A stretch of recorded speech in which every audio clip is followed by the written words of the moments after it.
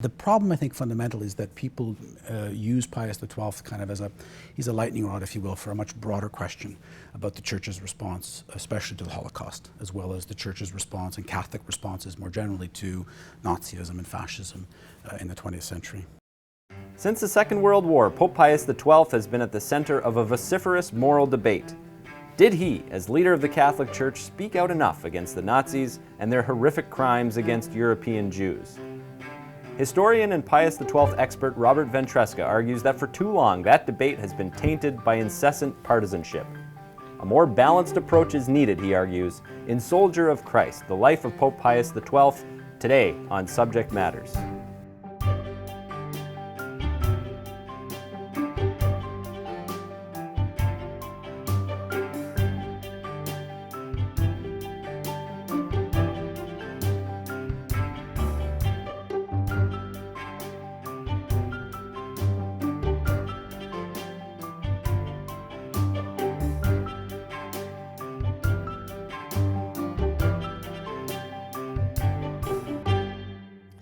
Rob, Eugenio Pacelli, who became Pope Pius XII, is one of the most controversial figures of the 20th century.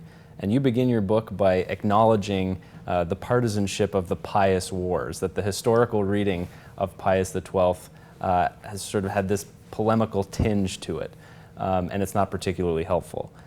So situate that for us. Where are we in that discussion, and why this lingering partisanship around the question of Pius XII? It's a great question. I think it's one of the reasons why I decided to write this book. It was really striking to me just how much attention this pope, was garnering in the press, constantly. It's not often that a dead pope receives this much attention, and I was really struck, especially by these wildly divergent interpretations. You had him, very popular version of him as Hitler's pope, as someone who was seen as kind of soft on Nazism, if not somehow complicit with Nazism. And then there was an alternative narrative that sees him as a righteous Gentile, as a hero of the Second World War, a great friend, especially to persecuted Jews. So you had these wildly divergent opinions. Some people see him as progressive, some as reactionary. And I think the big problem there, of course, is people tend to see the Pius that they want to see rather than the Pius as he was. And so one of the things that I wanted to do was to do what a historian does, which is to try to get a sense of the historical Pius, the Pius as he was rather than as we want him to have been. And we know with history, context is so important, obviously, and Pacelli, later Pius, was someone of a particular time and a very different time from ours. So what were the really important characteristics of his time when he was in formation and as he kind of climbed the ladder at the Vatican? What are the things that we need to know about the world that he was immersed in? Right, so Pacelli comes from a Roman family, and a family that has a long and distinguished record of service and loyalty to the papacy. In the latter part of the 1800s, it was not easy to be loyal to the Pope, of course, because as part of the process of Italian unification, there was the actual seizure of Rome, the last papal state, so the loss of papal power, territorial sovereignty and power. And so the Pacelli family was really marked by that experience. It was a very challenging time. It was a time of great optimism in some respects, but also great challenge. There was a great deal of anti-clericalism, a great deal of hostility, especially in and around Rome, to the papacy, but also to the role of the church just generally in society and in politics. And so the Pacelli family does distinguish itself as committing itself to trying to defend the interests of the papacy, but also the capacity of the church to be church in a modern secular context. I mean, the great challenge that the church faces in the 1880s and going forward is how you can be both a good Catholic and a good citizen in a secular, liberal secular state. And that's a challenge that really comes to define his pontificate, as well as his early diplomatic career. And the whole of his diplomatic training would have been really focused on church-state relations, right? On finding some kind of working arrangement between the church and the state to give the church its proper autonomy, but also to give the state its proper place and its proper render unto Caesar what is Caesar's and unto God what is God's. That formula needed to be reworked in the modern era. Right. You mentioned in the book that he was sort of the most capable diplomat that the church had at that time. I mean, I don't think there's any question about that. Is it typical that a diplomat eventually becomes pope? That's not typical.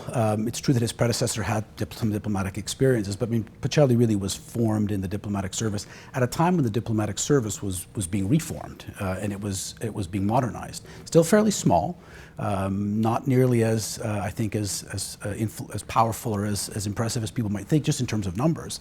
But it was very much aware of the fact that it needed to modernize, because the demands of the modern state were such that the church needed papal diplomacy to advance the cause wherever that was necessary. And so he's part of a generation of young papal diplomats who are being trained to deal with the modern state, regardless of the political, ideological orientation of that state. But it's what really kind of, I think, marks the kind of diplomatic formation that he would have received. We mentioned the most interesting or talked about time in Pacelli's life was when he was Pope during the Second World War, and he had a great understanding of Germany, of the German people, of the Catholic Church in Germany, because he was nuncio there for many years before he became the Secretary of State and eventually Pope. What was his experience like in Germany? What did he learn about the people of Germany, about the Church in Germany that stuck with him through those later years? It's difficult to exaggerate just how important that period was. Keep in mind that he went there in 1917 at the request of Benedict XV to begin to sort of broker a peace, as it were, and then he eventually remains there as nuncio. He remains there until 1929, basically till 1930, when he's called back as Secretary of State. So he spends over a decade in Germany, in Bavaria, in Munich, and then in Berlin. It's important to remember what Germany was like in those years after the First World War. There was a great deal of political unrest and extremism of both the left and the right. Part of what spawns Nazism, a right-wing reactionary movement, of course, is also extreme left-wing Bolshevik-style movements. And in fact, in Bavaria, there's even very brief communist takeovers. Similar, again, this is happening in the months and the years after the Bolshevik Revolution in Russia. Mm-hmm. It's a very, very polarized society. And one of the lessons Pacelli takes away is that a polarized Germany was ripe for extremism of both the left and the right. And he's critical of communism, but he's also critical of aggressive nationalism. The Nazis attempted a seizure of power in 1923 that, of course, failed, the infamous beer hall putsch.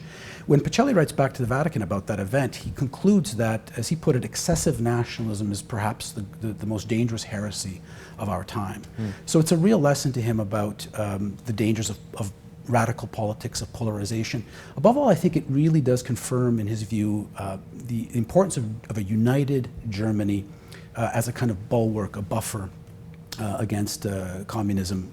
The threat of communism coming, of course, primarily from the Soviet Union in the East. Let's look at the relationship between Pacelli and his predecessor, Pope Pius XI. The two of them were very close. Pius XI appointed Pacelli to be Secretary of State, which is considered the number 2 at the Vatican. And this is a fascinating relationship because they had an incredible respect for each other, but they also disagreed on some fundamental things. Talk to me a little bit about that relationship. Yeah, they were very different men in temperament and even in some extent experience. Pius XI was known to be perhaps more emotive, if not emotional, more expressive in some respects. Pacelli, of course, was renowned for his calm, his temperance, his moderation, and so forth. You could never really tell what he thought about a subject because he walked the line and was so very careful and very calibrated always. But I think that's really, in a sense, the genius of that working relationship, and they really did work very, very closely together. Pacelli is easily the most powerful Secretary of State, certainly in the first part of the 20th century.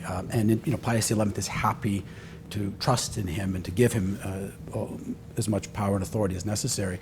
But they balance each other out in some key respects. I think it especially becomes important in the latter part of the 1930s when the Vatican begins to get very, grow dissatisfied and angry and frustrated with the behavior of the fascist dictatorship in Italy, as well, of course, as the Nazis in Germany, in part because they were pursuing aggressive foreign policies, but also their domestic policies, some of which were targeting the churches. And it's an interesting moment because Pius XI seemed to be moving towards the point of a diplomatic rupture, because he felt, in fact, increasingly that it was difficult for the Vatican to maintain formal diplomatic relations with these states that were behaving in this way. But Pacelli's view was always to kind of pull him back from the brink. And Pacelli's view was always that these diplomatic arrangements, though they were imperfect, were ultimately vital. They were lesser evil in a sense. So the temperaments sort of balanced each other out, but there could be no doubt that they respected each other and that Pius XI trusted Pacelli. We're going to have to take a quick break, but when we come back, we'll look at Pius XII, the war, the Holocaust. The big questions are coming up next. And later in the show, Michael Maris is here to give us his review of Soldier of Christ. Don't go anywhere. Soldier of Christ, the Life of Pope Pius XII is published by Harvard University Press and is available for purchase at Ben McNally Books in Toronto. He was known to be intelligent yet modest, with demonstrated competence in languages. Pacelli also had a reputation for being diligent and self-disciplined. If ever there was an ideal candidate for the new face of Vatican diplomacy at the beginning of the 20th century, it was Eugenio Pacelli. Here with Rob Ventresca and discussing his biography of Pope Pius XII, Soldier of Christ. Rob, before the break we were talking about the relationship between Pacelli, Eugenio Pacelli, and his predecessor, Pope Pius XI. And one of the things that Cardinal Pacelli took care of when he was the Secretary of State was signed a major treaty with the then government of Germany called the Reichskonkordat, which guaranteed some rights for the Catholic Church in Germany. And this was a really, really important treaty for him. Why? Why did he insist on this treaty being signed? It's important to remember that that treaty from 1933 really kind of represents continuity with his diplomatic practice through the 1920s. One of the things that he was very busy doing in Germany in the 1920s, again at the behest of Pius XI, was trying to conclude agreements with the various individual German states. The practice of the Concordat, of course, it predates this whole period. It's really one of the ways in which the papacy was, again, interacting with modern states. And in the 1920s, under Pius XI, the Vatican becomes very, very enthusiastic, let's say, and very aggressive, actually, in the pursuit of these agreements with various countries. So it actually represents a point of continuity. For Pacelli, again, I think it really kind of reinforced this view that, at the end of the day, these treaties were the single best approach, the single best defense, in the sense that the Church had, to carve out a space for itself and to protect certain rights and privileges. So, for example, even certain freedom of conscience, especially areas around the formation of Catholic youth and so forth. So it was seen largely, I think, as a defensive measure. I think sometimes it's been misunderstood as some kind of alliance or some kind of favor for National Socialism, and that's not really what it was ultimately. It's about carving out some space. He understood that it was an imperfect treaty. He says as much in 1933, and anytime anybody asked him about it through the 30s, he realized that it was imperfect. But he really did believe that an imperfect treaty was better than no treaty at all. And he stuck with it, right? I mean, even as we Absolutely. get closer to the beginning of the Second World War, and the Germans are not paying much attention to the Concordat in some regards, especially dealing with the Church on the ground in Germany, he sticks by it. I mean, the ink was barely dry on the agreement from 33, and then the violations begin in the spirit of as well as the letter of the agreement. And he spends a lot of his time in the 1930s. A lot of this, by the way, is being done, through private diplomatic means. A lot of his time, in fact, negotiating, arguing, cajoling the German, the Hitler government on this question. Yeah, he sticks by it. And again, there are those, including Pius XI, who begin to question the logic of sticking by this diplomatic agreement. Right. But again, Pacelli's view was, what's the alternative? Some said the alternative is diplomatic rupture. You walk away from the table. Pacelli thought that was counterproductive. So I think to interpret this somehow as, again, sort of a soft pedaling on Nazism, I don't think is fair or accurate. We can judge the wisdom perhaps of his approach, especially as the violations intensified and they were just so consistent. I mean, at some point you begin to wonder, when do you realize that the power you're dealing with is not playing by your rules? But again, I think Pacelli consistently came back to the view that an imperfect treaty was better than no treaty at all.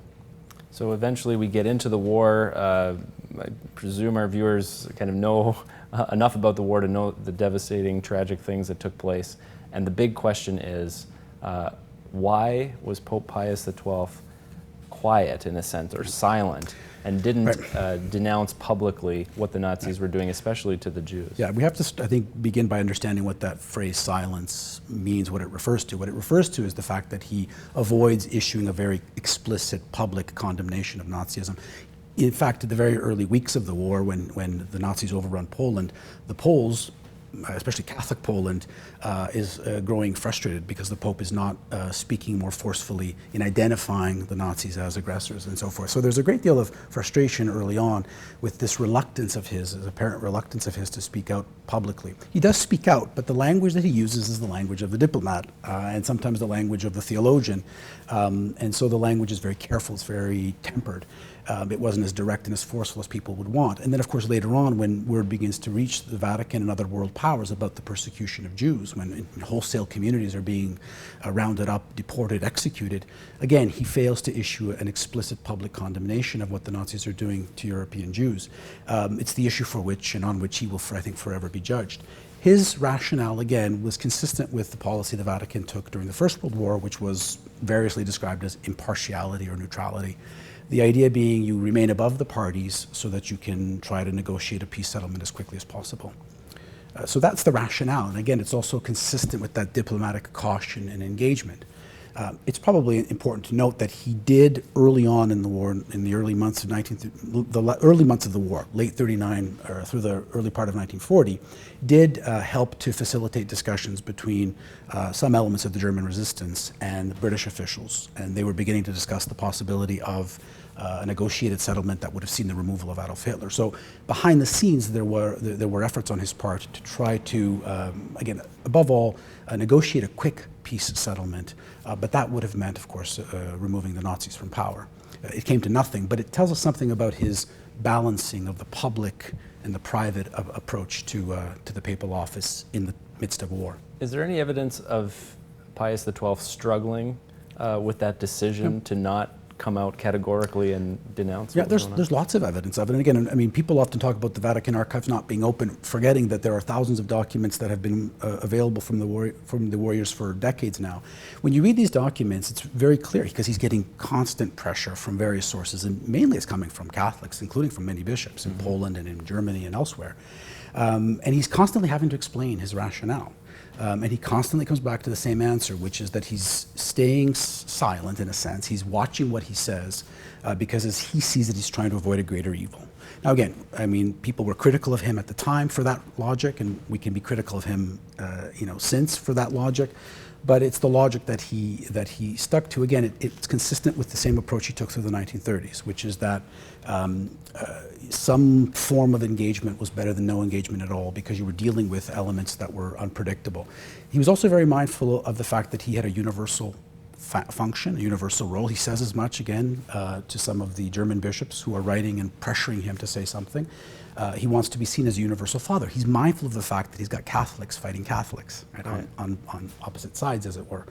And finally, I think he's also sensitive to the situation on the ground. And he wants to leave it to the local bishops and the local churches to react to the situation on the ground as they see fit. Because, of course, conditions vary depending on timing and depending on place. And so he was mindful, I think, of that complex geopolitical reality. Someone who knows your work very well is Michael Maris. He's the Professor Emeritus of Holocaust Studies at the University of Toronto, and he's here to give us his review of Soldier of Christ and to present a question to you that we'll answer right after this. Michael Maris. Rob Ventresca's biography of Pius XII is a very important contribution and comes to the study of the pontificate of Pius XII and to the intense debate over Pius XII and the Holocaust in what is called the Pious Wars. This identifies the intense historiographical debate which has gone on since the early 1960s over the leadership of Pius XII during the war years and the Holocaust. Now, what is so remarkable, to my way of thinking, about Ventresca's book is its balance, is its even-handedness, is its reliability in the treatment of evidence, which has been missing for many of the contributions to what have been called the Pious Wars. I think there are two significant contributions that I would highlight. The first is that this is a biography. This isn't just a study of the war years, about which there has been such intense polemic. This is a study that takes us back to the formation, the familial and educational formation of Pius XII, and goes through his time in Germany as papal nuncio in Bavaria, and on after the war years to the post-war period when Pius' contributions were quite significant. And secondly, and extremely importantly, is the context, the emphasis on the context, which constantly remind us that this was not a man of the 21st century. Far from it. This is a person who lived in a very different time. And in order fully to understand him, in order to grasp the kind of circumstances that Pius XII had to deal with, and the frame of mind with which he dealt with the issues, the insurmountable issues as he felt, this requires an entry into another time, into another era. And that is what, to my way of thinking, Rob Ventresca does so well in a balanced and even-handed way. Now I'm asked about what questions I have for Rob Ventresca, and here is mine, which departs from the kind of question we usually ask of historians, which is to deal with what historians deal with, namely the past. I'd ask him to look forward. We've endured now the Pius Wars going back to the 1960s. Looking forward, does Rob Ventresca, and Rob knows many of the players in this polemical discussion of Pius, does he think that we have finally transcended those debates and are able to look more dispassionately at Pius XII, particularly as are coming on stream now new documents or documents that have not been released from the Vatican archives? Okay, Rob, looking forward, are we past the Pius Wars? I hope so, and I think so. I think to a large extent. I mean, I think the polemics certainly have died down.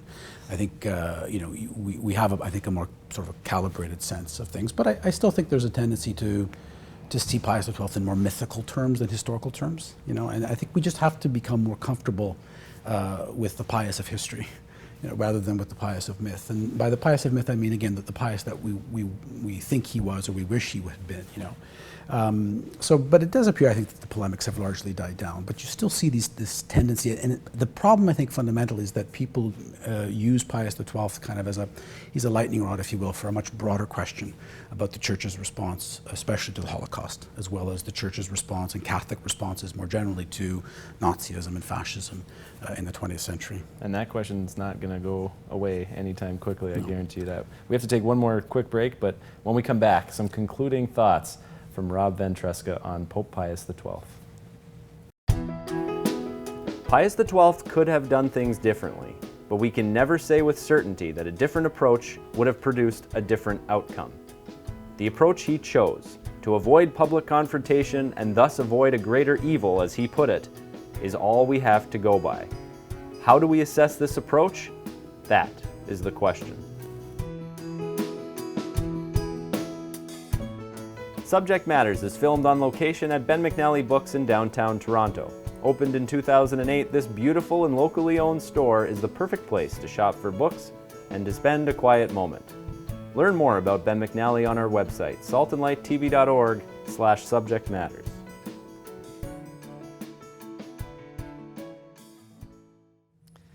Rob, one of the lingering questions about Pius XII is not only what he did and what he said during the war, but also after the war. Once the Axis powers fell, it seemed like the door was open now for Pius XII to say something about the Holocaust, about what happened during the war, and yet he still didn't. Explain to me why. Again, it's one of the, I think it's one of the great imponderables, one of the great unanswered questions. It's especially notable. There was a speech that he gives to the College of Cardinals at the start of June of 1945, so weeks after the defeat of Nazis. And he mentions the Church of Poland. He mentions the youth of Germany, who he sees as victims. And he has allusions to those who were persecuted for reasons of race and so forth. So there is an allusion to what has come to be understood to be the Holocaust. But he doesn't go there. And there were many people, including many Catholics, who really wished that the Holy Father at that pivotal point in time had spoken about and acknowledged what had happened to Europe's Jewish communities. Again, keeping in mind that even though the full extent of the Holocaust was not yet understood, it was clear to people that entire Jewish communities, ancient Jewish communities, had been nearly exterminated and vanished. And so his silence in that question after the Second World War, I think, lingers, and I think it troubled many observers, including many devoted Catholics who otherwise saw him as a great moral figure.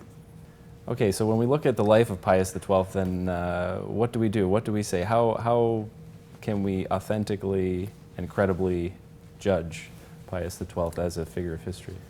It's a challenge because, especially for historians who are not necessarily trained in, say, moral philosophy, we're at the intersection here of historical judgment and moral judgment, right? You have to judge him not only on what he did, which is what historians are trained to do, but also on what you think he ought to have done. And so even if we interrogate, for example, his rationale of avoiding a greater evil, which is a phrase that he uses, again, persistently through the war years, to his mind, it was a perfectly moral and prudent position, because the evil that he was trying to avoid was some greater harm to civilians and to troops and so forth.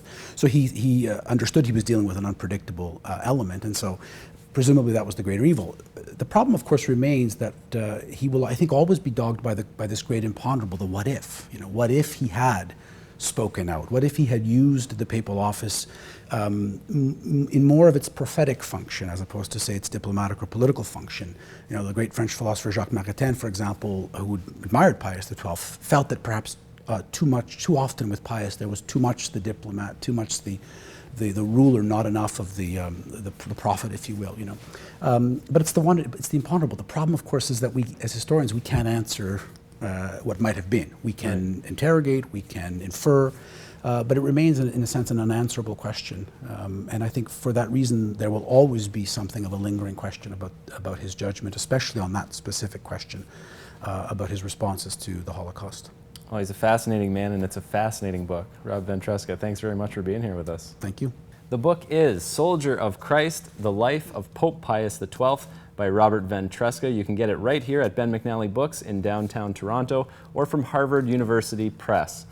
Rob is a professor of history at King's University College at Western in London, Ontario. You can find out more about him at kings.uwo.ca.